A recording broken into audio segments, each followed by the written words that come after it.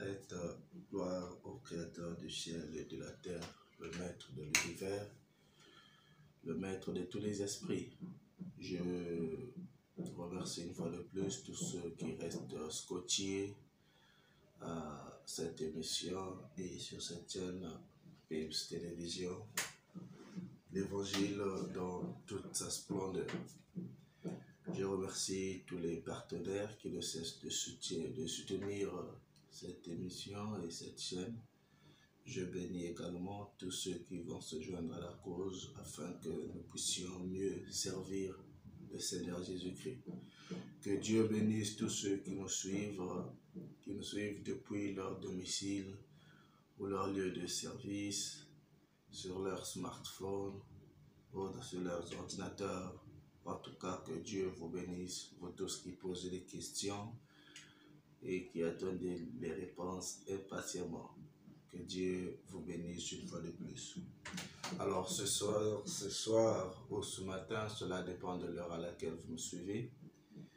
Nous sommes toujours dans notre série d'enseignements sur la bénédiction. Dans notre première édition, nous avons parlé de la bénédiction dans le domaine financier, dans le domaine social.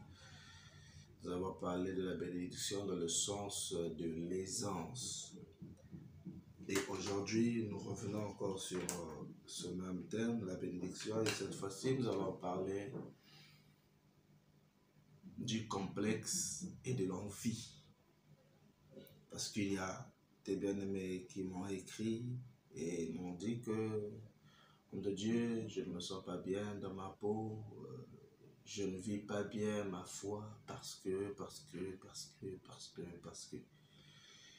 Et pendant que j'étais en prière, à cause de ces bien-aimés par rapport à ces sujets qu'on m'avait apporté, envoyé, le Seigneur m'a juste éclairci que cela venait, émanait du complexe et de l'envie qui naissait dans les cœurs de ces bien-aimés.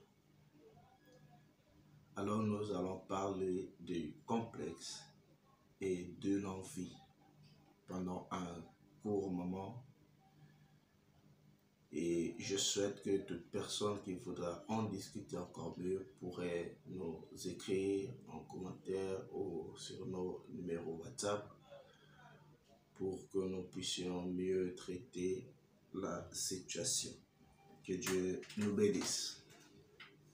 Alors, le complexe. Non, papa, moi, je ne suis pas bien de ma peau parce que je me sens trop gros. D'autres vont dire parce que je me sens trop maigre. D'autres vont dire parce que je me sens trop noir. D'autres vont dire parce que je me sens trop clair. D'autres vont dire, papa, je n'aime pas prêcher parce que lorsqu'on me voit, j'ai l'apparence de quelqu'un qui a l'argent, donc je frustre les gens. D'autres vont dire, papa, je n'aime pas faire l'œuvre du Seigneur, homme de Dieu, je ne veux pas trop prêcher dehors parce que je n'ai pas assez. Comment vais-je prêcher la bénédiction, par exemple, lorsque moi-même je n'ai qu'une seule paire de chaussures? Alors, bien-aimé, le Seigneur nous répond comme ceci. Nous allons commencer par lire Ecclésiaste, le chapitre 3. Nous prenons le premier verset et la première partie du verset 11. Il est écrit dans Ecclésiaste 3, verset 1er. Il y a un temps pour tout, un temps pour toutes choses sous les cieux. Je répète, il y a un temps pour tout, un temps pour toutes choses sous les cieux. Et dans le verset 11, il dit, il fait toutes choses bonnes en son temps. Ecclésiaste chapitre 3, verset 11, juste la première partie du verset 11, il dit, il fait toutes choses en son temps. C'est-à-dire, Dieu fait toutes choses en son temps. Alors, je dis à quelqu'un que le complexe, frère, moi je l'ai défini en deux termes. Être complexé, c'est d'abord ignorer les potentialités que l'on a. Être complexé, c'est ignorer les potentialités que l'on a. Et deuxièmement, être complexé, c'est admettre que l'autre a mieux que toi ou que soi. Lorsque tu vois un frère passer, tu commences à l'envier. Ah, il a une belle moto, ah, il a une belle voiture, ah, il a une belle femme. Bon, logiquement, quand tu t'arrêtes là, c'est apprécié. Mais quand tu dis, ah, il fallait que ce soit moi. Pourquoi il a une belle femme comme ça, il a une belle maison comme ça, et moi je n'en ai pas. Ah, voilà les vrais gens, comme on dit chez nous en Afrique. Nous autres, nous sommes souvent venus accompagner les autres. Ce langage est dû au complexe. Mais moi, je ne veux pas trop utiliser ce terme, je préfère plutôt utiliser le terme de l'ignorance, frère. Tu ne peux pas te sentir mal dans ta peau parce que tu es grosse pour les dames ou que tu es gros pour les hommes. Parce que le fait que tu sois gros, c'est Dieu qui t'a fait ainsi. Et deux, si il t'a fait gros, c'est qu'il a prévu des conditions pour que tu sois fier de ce gabarit que tu as, par exemple. À moins que ce soit une grosseur que tu as désirée. Parce qu'il y en a de ceux qui ont au départ une bonne taille, une situation a survenu qui est fait qu'il n'a pas pu supporter ça et il s'est adonné comme ça à la nutrition abusive et il a basculé dans l'obésité, ainsi de suite. Quand tu es obèse, tu sens que c'est pas normal. Déjà l'obésité c'est pas bon pour la santé. Tu fais un régime, tu veilles sur ton alimentation et tu auras un gabarit normal. Ok? Tu peux faire du sport, tu peux réduire la consommation, tu finiras par avoir la taille qu'il faut. Mais quand c'est naturel, frère, quand c'est naturel, ma soeur, et que tu te sens bien comme ça, pourquoi veux-tu changer? Pourquoi veux-tu changer? Pourquoi ne t'estimes pas, tu ne te sens pas heureux d'avoir ce gabarit que tu as? Pourquoi veux-tu être mince alors que Dieu ne t'a pas fait ainsi? Je t'informe que le sumo est un sport pratiqué que par des personnes grosses. Je t'informe qu'il y en a des stars, entre guillemets, de ce monde qui sont grosses. Et il y a des gens qui vivent bien leur vie, qui vieillissent avec ce gabarit-là. Et puis, quand tu as un gabarit imposant, cela logiquement te pousse à avoir des accessoires imposants, à des avantages aussi dans cela. Mais trouve-toi certains avantages. Ne reste pas juste à côté de ceux qui vont te dénigrer, mets-toi aussi du côté de ceux qui vont t'apprécier. Alléluia. Mets-toi aussi du côté de ceux qui vont t'apprécier. Et là, tu seras.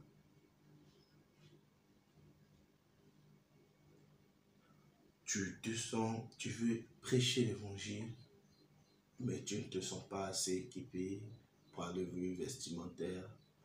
Mes frères, prie le Seigneur. Fais de ça un sujet d'intercession. Le Seigneur t'équipera. Parce que le Dieu que nous servons, je vous assure, frère, il va donner.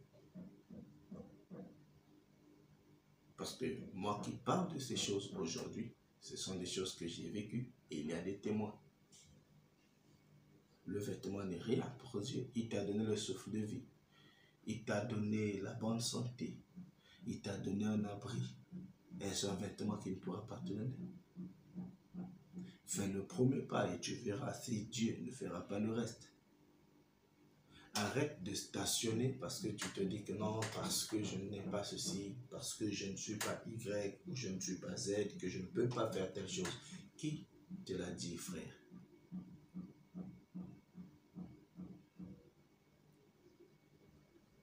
Sois sur un petit A. Et le petit B, ça serait essaie de patienter. Laisse le temps au temps parce que nous avons lu que bien, le Dieu fait toutes choses bonnes en son temps. Tu peux d'abord te contenter de ce que tu as aujourd'hui, faire avec ce que tu as aujourd'hui, le faire avec joie. Et le Seigneur, tu ne te rendras même pas compte comment est-ce qu'il comblera tes désirs. Tu arrives à être mal à l'aise, ce n'est pas parce que tu manques, c'est parce que tu te compares à. Tu veux être comme. Non, frère, sois toi. Je préfère te tutoyer pour que tu te me sentes un peu plus proche de toi. Sois toi. Et soyez vous. Arrêtez de mettre des barrières dans votre vie parce que vous voulez faire comme les autres. Frère, si quelqu'un me dit non, moi je ne peux pas passer à la télé parce que je ne parle pas bien français. Mais frère, parle lingala. Le lingala, c'est langue nationale pour les Congolais. Parle la langue nationale. Exprime-toi avec le langage qui te semble le mieux. Et si tu veux, trouve un interprète. Mais fais l'œuvre de Dieu. Fais l'œuvre de Dieu, frère. Que rien ne puisse t'empêcher de faire l'œuvre de Dieu. Parce que c'est l'œuvre de Dieu, l'œuvre de ton Père qui te bénira. Tous ceux qui ont commencé une œuvre l'ont commencé avec difficulté. Les difficultés ne viennent pas parce qu'ils doivent être là. Ça vient pour aussi éprouver la personne. Aussi pour donner un certain témoignage, une certaine valeur en ce que tu fais. Mais tu ne peux pas arrêter de mettre un point dans ta vie parce que tu trouves que l'autre est mieux ou a de mieux que toi. Bien aimé, je vais te donner, te conter une histoire. C'est une histoire très triste, mais que voulez-vous pour raison de l'émission, je vais te partager cela. Nous avons entendu une histoire du genre, il y avait des événements dans une certaine ville, dans un certain pays. Et la maman, pris de peur, a mis 3 de ses enfants dans un train pour que ses enfants aillent dans une autre ville, histoire de se protéger. Cette maman avait 3 enfants et ses enfants étaient adultes. Alors, elle a mis ses enfants dans un train, les a envoyés dans une autre ville pour que ceux-ci soient protégés. Quand elle a mis ses enfants dans ce train, avant d'arriver dans la ville où ils devraient s'y rendre, le train a déraillé et ses 3 enfants sont morts. Cette maman qui avait 3 enfants en bonne forme, d'un jour à l'autre, s'est retrouvée, c'est comme si elle a été stérile. Et c'était une femme âgée, donc on ne pouvait plus le mettre au monde.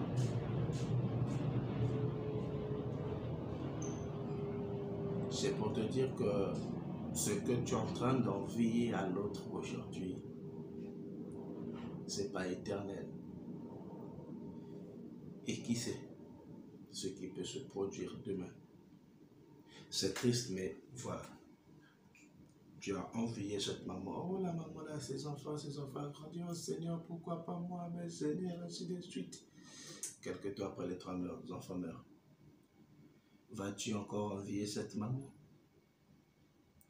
Ou tu vas déplorer la condition dans laquelle elle se retrouve maintenant?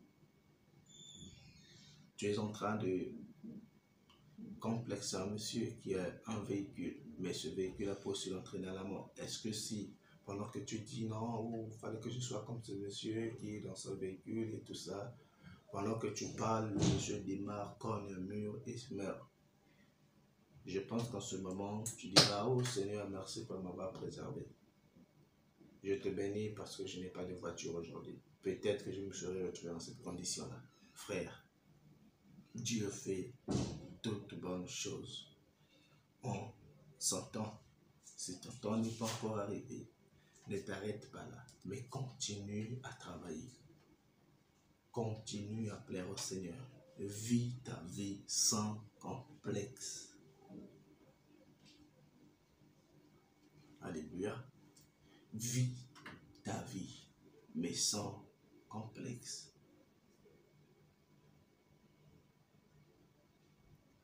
Tu ne vas pas me dire, non, je veux bien, mais parce que je n'ai pas ceci, donc je ne peux pas faire cela. Frère, fais la chose. Fais la chose.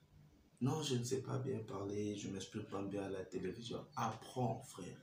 Si et seulement si tu veux être journaliste, apprends comment est-ce qu'on se tient devant les caméras. Apprends.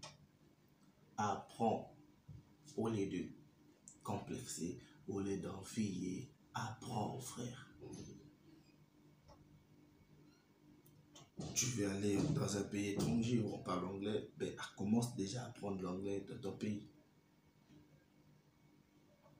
Tu veux aller en Chine, le mieux serait que tu apprends déjà à dire au moins français, en mandarin, depuis ton pays, pour ne pas être dépaysé de l'autre côté.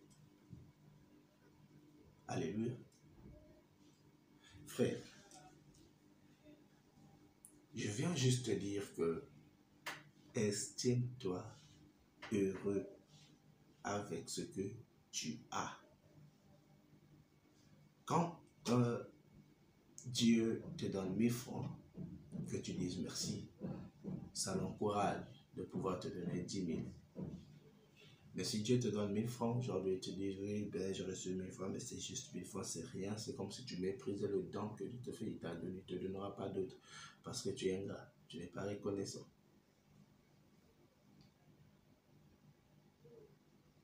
Pourquoi es-tu complexé alors que Dieu a tout mis en toi? S'il t'a donné un certain gabarit, il t'a donné un certain niveau, il t'a fait de façon à ce que tu y es. Non, moi j'ai un défaut corporel, Dieu sait que tu l'as. Dieu sait que tu l'as. Mais mon ami, dans nos documentaires, nous suivons, j'ai déjà suivi un monsieur qui est sur un fauteuil, mais il fait des prouesses. Il gagne bien, il vit bien, mais il est sur un fauteuil roulant, pratiquement paralysé. C'est le nom qui m'échappe. Alléluia. Oh, alléluia. Quelqu'un va me dire, oui, tu dis ça parce que toi, tu es frère. Chacun de nous a une histoire. Se tenir devant cette caméra pour répondre à vos questions ne fait pas de moi un homme, un extraterrestre. Chacun de nous a une histoire. Alors, nous connaissons. Chacun de nous connaît par rapport au niveau de son histoire. Le complexe n'est pas bon. L'autre évoluera. Toi, tu resteras sur place. Les gens viendront, te dépasseront, tu resteras sur place. Pourquoi? Parce que tu ne veux pas bouger comme les autres. Bouge, mon gars, bouge. Bouge. Ce que tu peux ou ce qui s'apprend, apprends. Non, moi je vais bien faire ceci, mais il me manque cela. Apprends comment faire pour l'avoir? Ou encore, ce que tu as déjà, développe cela. Développe ce que tu as déjà. Pourquoi chercher ce que tu n'as pas? Développe d'abord ce que tu as déjà. Une fois que tu aurais développé ce que tu as, ce que tu n'as pas, tu suivras. Alléluia. Oh, alléluia. Nous avons par exemple des joueurs de football. Leur potentiel, c'est leur pied. Il y en a de ceux qui jouaient à pieds nus dans leur pays, mais ils ont développé leur foot malgré la chaleur, malgré les terrains qui n'étaient pas en bonne condition. Chez nous, on appelle le moine à foot. Vous jouez partout, la pierre, les terçons, il y a tout. Vous en foutez, vous voulez jouer au foot. Une fois développé, les entraîneurs, les recruteurs te prennent de ton pays, t'emmènent ailleurs, où tu vivras dans des bonnes conditions. Et là, dans ton pays, quand tu jouais, tu n'avais pas d'eau, là-bas tu auras de l'eau. Dans ton pays, il y a pas assez de supporters, là-bas tu en auras. Dans ton pays, tu n'avais même pas un maillot, tu jouais torse nu, là-bas tu auras un maillot qui portera ton nom. Et ainsi de suite. Développe ce que tu as. Même si tu penses que tu as un grand nez, si tu as des beaux oreilles, développe tes oreilles. Tu penses que non, moi je n'ai pas ceci, moi je n'ai pas cela, mais qu'est-ce que tu as? Si tu trouves que tu as une belle voix, chante, frère, développe ta musique. Il y en a de gens, des personnes qui ont réussi grâce à leur voix seulement. Mais ils ont des immeubles, ils vivent bien juste grâce à la voix. Il y en a de ceux qui se sont dit qu'ils ont une belle taille. Bon, je vais aller faire des défilés et tout, des agents de mode et tout. Ils ont réussi comme ça. Il y en a de ceux qui se sont dit, bah, j'ai bien étudié, je parle bien le français. Et ils ont réussi. Ce sont des paroliers aujourd'hui. Ce sont des écrivains aujourd'hui. Qu'est-ce que tu as, frère? Qu'est-ce que tu as, ma soeur, que tu peux développer aujourd'hui? Au lieu de rester là, non, ma soeur s'est mariée, ainsi de suite. Moi, je vais te dire, qu'est-ce que tu as? Si tu as un don de commerce, fais d'abord le commerce. Tu vas commencer à l'étalage, après ça sera une boutique, après ça sera un grand magasin. Et là, frère, tu pourras rencontrer des autorités. Et le jour où on viendra à ton mariage, ça sera incroyable, ça deviendra un témoignage. Les gens diront, waouh, cette dame vient de loin. Ce monsieur vient de loin. Pourquoi? Parce qu'il aurait su développer le petit potentiel qui est en lui. Développe d'abord ce que tu as, frère. Au lieu de te contenter de complexer, d'envier les autres, toi tu as quelque chose. Parfois le monsieur que tu envies, lui aussi t'envie, mais il ne peut pas te le dire parce qu'il a une certaine position. De toutes les façons, très souvent, ceux qu'on complexe, ceux que les gens complexent ne le disent pas. Alléluia. Non, je n'ai qu'une seule chaussure, frère, cire cette paire avec les cantiques de louange. Nous te louons, tu es Dieu, qui d'autre pouvons nous louer? Tu finis de cirer ta seule paire que tu as. Habille-toi proprement. Sors. Prie Dieu et sors.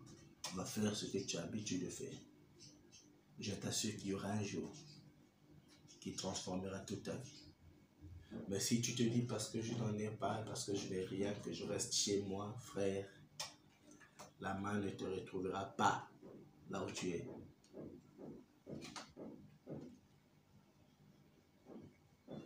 Que dire du complexe? Que dire du complexe? Parce que pour moi, être complexé, c'est perdre en temps. Prenons Ésaïe 43. Prenons Ésaïe 43, le verset 4. Nous lisons, il est écrit: parce que tu as du prix à mes yeux, parce que tu es honoré et que je t'aime, je donne des hommes à ta place et des peuples pour ta vie. C'est Dieu qui parle à Jacob ou encore à Israël.